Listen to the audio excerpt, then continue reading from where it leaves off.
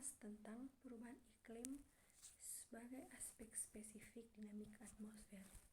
Dampak spesifik yang akan saya fokuskan adalah pengaruhnya terhadap pertanian di Indonesia, khususnya di Kupang, Nusa Tenggara Timur.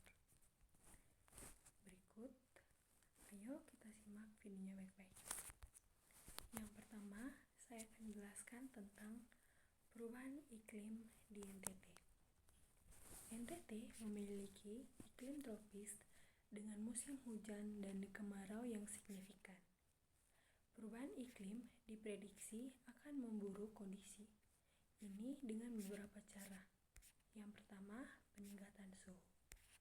Suhu rata-rata akan meningkat, menyebabkan peningkatan evaporasi dan kekeringan, khususnya selama musim kemarau.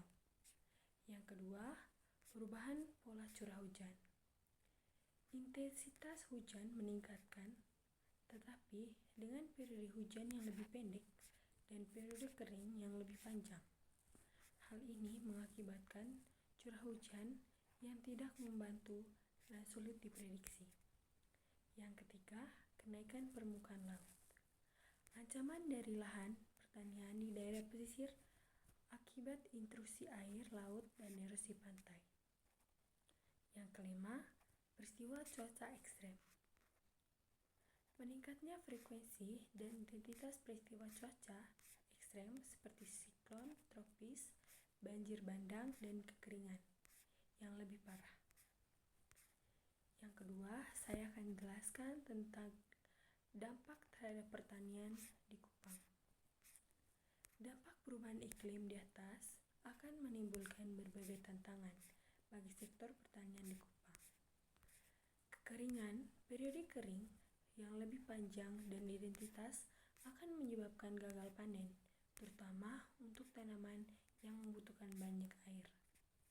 Ini akan mempengaruhi produksi padi, jagung, dan palawija lainnya. Yang kedua, banjir dan erosi. Hujan lebat dalam waktu singkat dapat menyebabkan banjir dan erosi tanah yang merusak lahan pertanian. Banjir juga dapat merusak infrastruktur pertanian sebagai saluran irigasi. Yang ketiga, intrusi air laut. Kenaikan permukaan laut yang menyebabkan intrusi air laut ke lahan pertanian di daerah pesisir membuat tanah menjadi asin dan tidak subur. Yang keempat, hama dan penyakit tanaman. Perubahan iklim dapat mempengaruhi penyebaran hama dan penyakit tanaman. Suhu yang lebih tinggi dan kelembapan yang meningkatkan dapat menciptakan kondisi ideal untuk pertumbuhan hama dan penyakit. Yang kelima, penggunaan produktivitas. Kombinasi dari kekeringan, banjir, hama, dan penyakit akan menyebabkan penurunan produktivitas pertanian secara keseluruhan yang berdampak pada pendapatan petani dan ketahanan pangan. Berikut yang ketiga, saya akan menjelaskan tentang jenis tanaman yang terdampak. Berbagai jenis tanaman di Kupang akan terpengaruh, termasuk yang pertama, padi. Padi sangat rentan terhadap kekeringan dan banjir. Yang kedua, jagung. Jagung membutuhkan curah hujan yang cukup, tetapi juga rentan terhadap kekeringan. Yang ketiga, palawija. Palawija seperti kacang tanah, kedelai, dan ubi jalar juga rentan terhadap perubahan iklim. Yang keempat, ada hortikultura. Hortikultura adalah buah-buahan dan sayuran juga akan terpengaruh oleh perubahan suhu dan pola curah hujan. Yang keempat, saya akan menjelaskan tentang strategi adaptasi dan mitigasi. Untuk mengatasi dampak perubahan iklim terhadap pertanian di Kupang, diperlukan strategi adaptasi dan mitigasi. Yang pertama, adaptasi. Penggunaan varietas tahan. Memilih dan menanam varietas tanaman yang tahan kekeringan, banjir, dan hama. Yang kedua, sistem irigasi yang efisien. Menerapkan sistem irigasi tetes atau siram irigasi lainnya yang efisien untuk menghemat air. Yang ketiga, konversi tanah.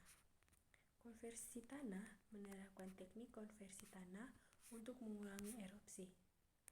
Yang kelima, asuransi pertanian.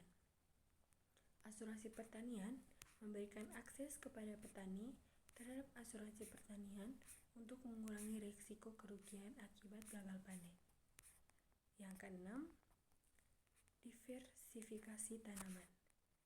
Diversifikasi tanaman ini menanam berbagai jenis tanaman untuk mengurangi risiko kehilangan hasil panen. Yang ketujuh, sistem peringatan dini. Sistem peringatan dini meningkatkan sistem peringatan dini untuk bencana alam seperti banjir dan kekeringan. Yang ke-8, pengurangan emisi gas rumah kaca. Mendorong penggunaan pupuk organik dan praktik pertanian berkelanjutan untuk mengurangi emisi gas rumah kaca. Yang kedua, reboisasi dan penghijauan. Melakukan reboisasi dan penghijauan untuk meningkatkan penyerapan CO2. Kesimpulannya, perubahan iklim menimbulkan ancaman serius terhadap faktor pertanian di Kupang NTT. Strategi adaptasi dan mitigasi yang terintegrasi dan komprehensif sangat penting untuk meningkatkan ketahanan pangan dan kesejahteraan petani di wilayah tersebut. Kerjasama antara pemerintah, lembaga penelitian, dan petani sangat krusial dalam keberhasilan implementasi strategi ini. Sekian saja dari saya, terima kasih.